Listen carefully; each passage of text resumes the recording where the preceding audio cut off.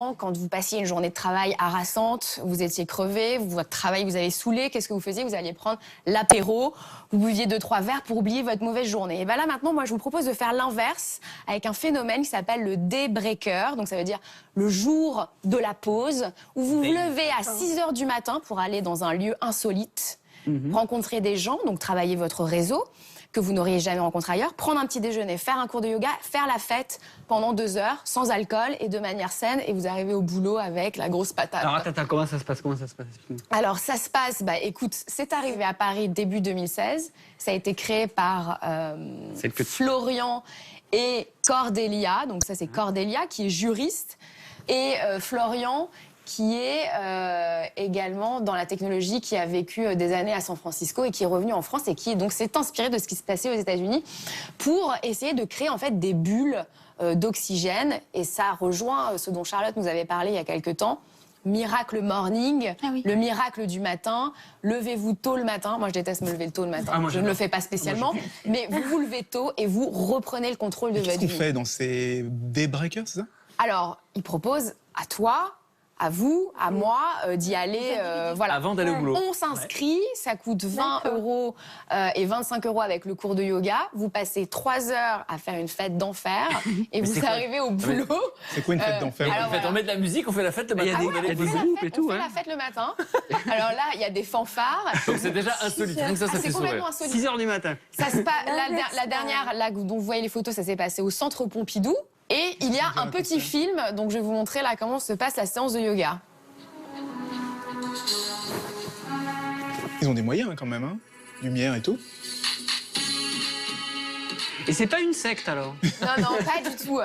C'est extrêmement... Et là, il est quelle heure? Et là, il est 6 h du matin. C'est une expérience à part entière et surtout, voilà, c'est drôle. C'est une tendance qui commence à arriver. Alors évidemment, tout le monde n'est pas concerné. Pour l'instant, ça n'a lieu qu'à Paris. Ah oui, c'est ça. Si j'habite à Toulouse, je fais comment? Si tu habites à Toulouse et que tu veux toi-même lancer une fête le matin, tu appelles Cordélia et Florian, puisque ce sont avec leur association la fabrique des bonnes vibes, la fabrique de la bonne humeur, des bonnes énergies, de la bonne humeur. Eh bien, ils donnent la méthode pour montrer ce genre d'événement. Et donc, vous pouvez créer ça partout. C'est pas une franchise, c'est pas une entreprise, quoi. C'est une association. C'est une asso, ah oui, d'accord. Et surtout, ce qui est génial, c'est qu'aujourd'hui, aux États-Unis, donc il y a quand même 150 000 personnes qui sont concernées donc, par ce mouvement. Donc, c'est déjà, pas mal.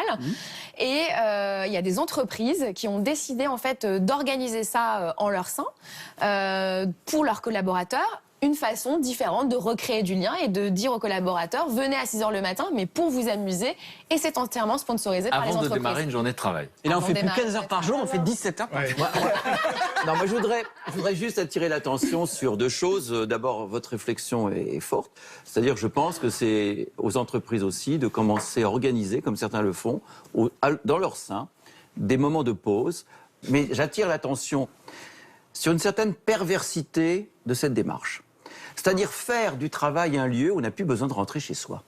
C'est vrai. Puisqu'il y a la fête, on fête les anniversaires, la convivialité. Et donc, il y a des dortoirs, il y a des clowns, il y a de tout. C'est-à-dire, pourquoi rentrer chez soi, puisque toute la vie agréable est un truc. Et là, vous pensez aux grandes sociétés, Google, Facebook. Voilà, ça c'est particulièrement aux États-Unis. Ils ont carrément créé des mini-villes, des campus. Je pense que le risque est grand.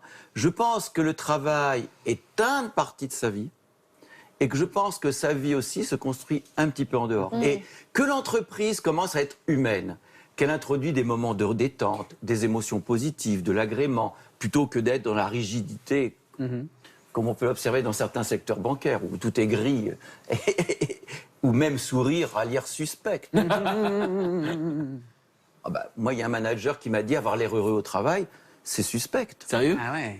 Oui. Mais il faut qu'elle ait fait. Parce que vous appelez, avoir l'air heureux, c'est au minimum que vous êtes un glandeur ou alors un grand naïf. Vous n'avez pas compris les enjeux qu'on vous a confiés. La question qui se pose aujourd'hui, c'est pas de créer à côté du travail des choses agréables, même si c'est valable, c'est de faire que le travail soit agréable. C'est vrai. C'est-à-dire que quand on a un boulot... C'est pas possible étymologiquement de faire un travail agréable. Non, étymologiquement en France, pourquoi? Parce que travail égale labeur, égale quelque chose... Non, tripalium. L'origine du mot travail en français, c'est tripalium, qui est un instrument de torture. On va encore pire. Mais comment vous dites qu'un instrument de torture soit chatouilleux? C'est pas possible, ça. Oui, mais justement, on peut très bien réfléchir à ce qu'une activité professionnelle soit une activité plaisante dans laquelle vous mettez de l'intérêt, du pourquoi sens, ça passe, etc. c'est la question Et du je sens. pense que la réflexion, je pense que tout ce qui est fait autour, tout est important.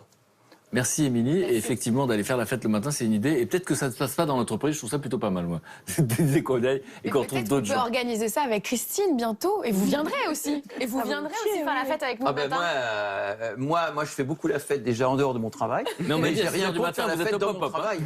Mais le problème, c'est que je ne souhaite pas faire la fête uniquement dans mon travail. Ça, on l'a compris. C'est pour l'instant, ça se passe C'est en ça, la dehors des question. entreprises. Et le nom, on le rappelle, le nom de cette association? Daybreaker, D-A-Y-B-R-E-A-K-E-R. La pause du jour. Ok, super. Anissé.